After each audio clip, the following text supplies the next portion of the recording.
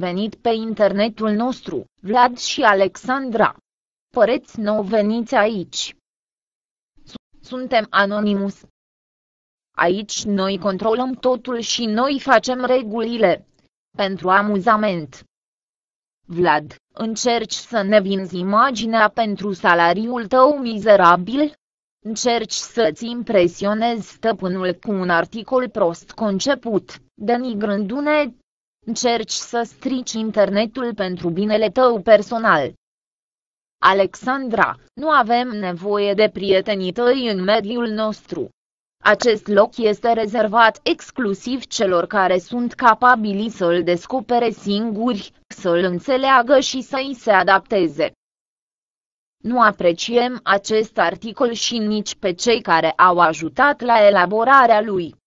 Nu ne este favorabilă această reclamă și nu dorim redarea meme-urilor în viața reală.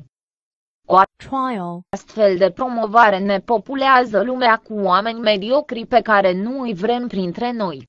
Oameni ca voi. Încetați să ne mai promovați. Suntem Anonymous. Suntem legiunea. Nu iertăm.